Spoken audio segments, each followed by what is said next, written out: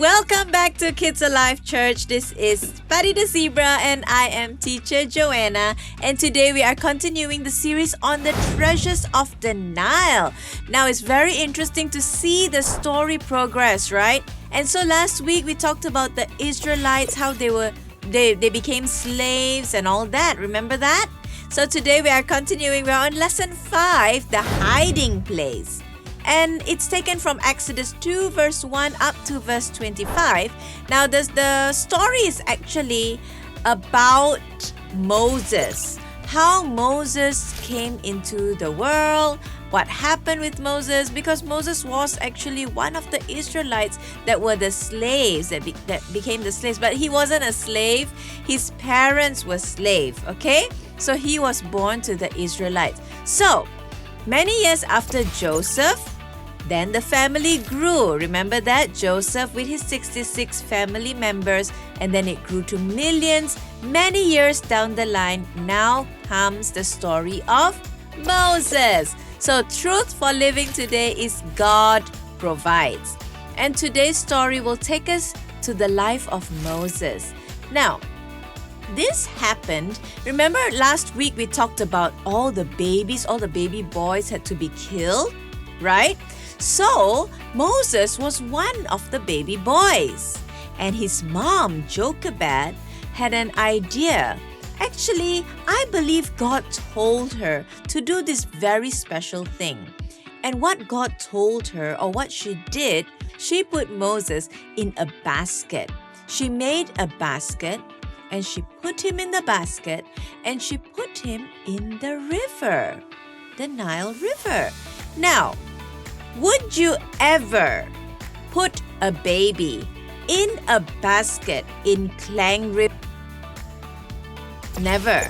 What about in Port Dickson Beach? Would you put a baby in a basket and put it into the sea in Port Dickson Beach? Never. What about a swimming pool? Would you put a baby in a basket and put the baby into a swimming pool? Never. Even though you know the swimming pool is kind of safe, that somebody can just jump in and grab the baby if anything should happen, you still would never do that. But Jochebed did that. And that is something so unusual. But she did that. And guess what? God saved baby Moses. He was protected the whole time. And this river led down to the feet of Pharaoh's daughter, the princess. She was having a bath at the river at the palace. And the basket came to her. Wow! And then she picked up the baby and she said, wow, because I drew him out of the water, I'm going to call him Moses, which is what it means to draw out of the water.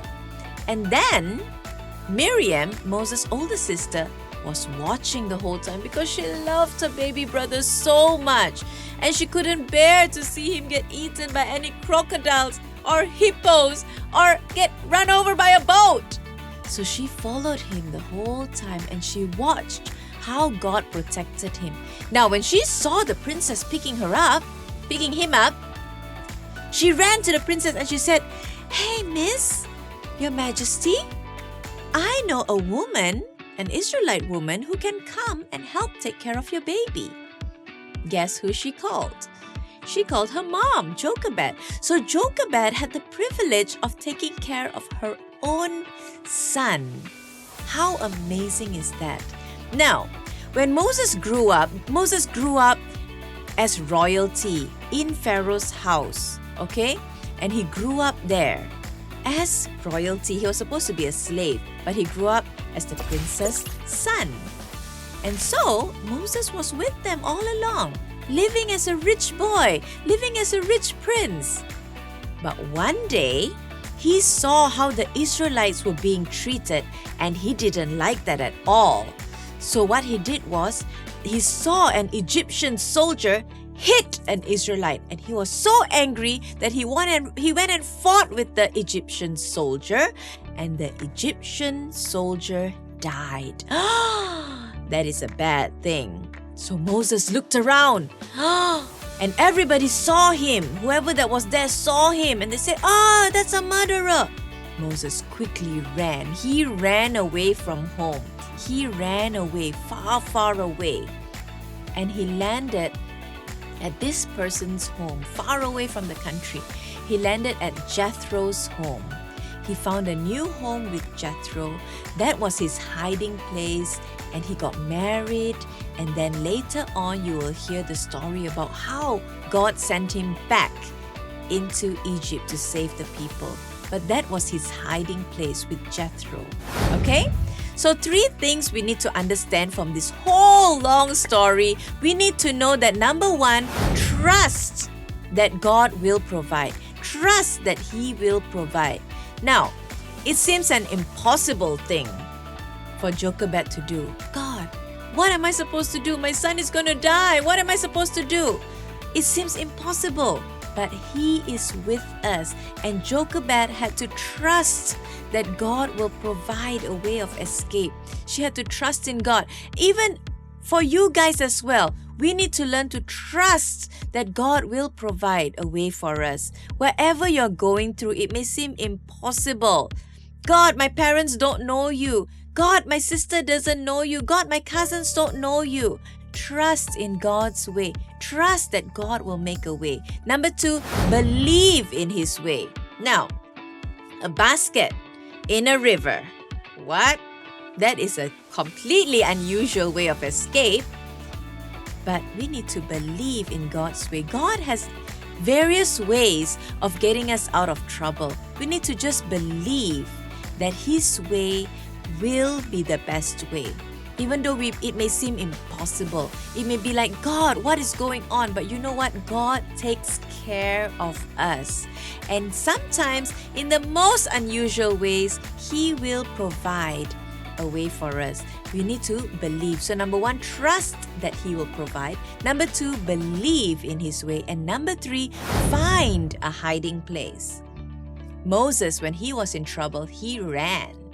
And he ran to the home of Jethro.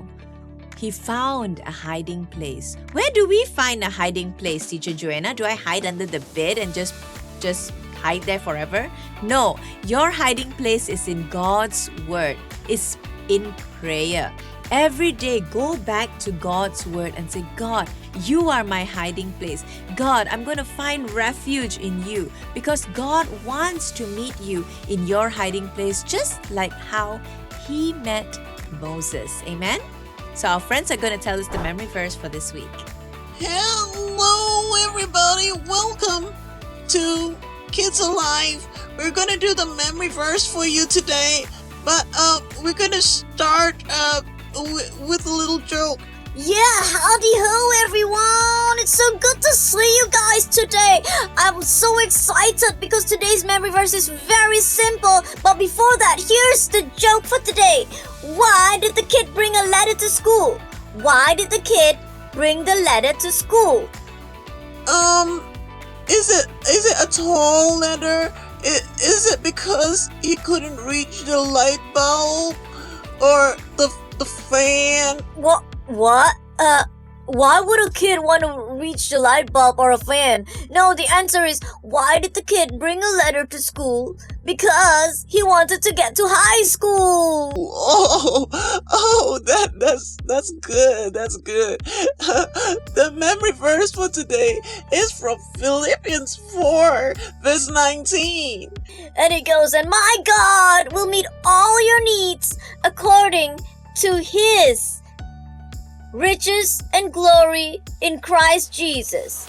I think you got it wrong. Can I say it? Oh, sure. Philippians 4 verse 19. And my God will meet all your needs according to the riches of His glory in Christ Jesus. That's what I said. No, it's not. I think that's what I said. Well, never mind. Okay, I think we're gonna say bye-bye, everybody. Alright, bye. But I think that's what I said. No, it's not. Thank you so much, our dear friends. The memory verse is Philippians 4 verse 19. And my God will meet all your needs according to the riches of glory in Christ Jesus.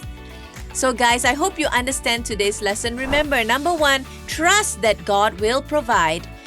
Believe in His way. And number 3, find a hiding place, which is His word. I hope you guys are blessed by today's lesson. Remember that God loves you and God will provide for you in every area of your life.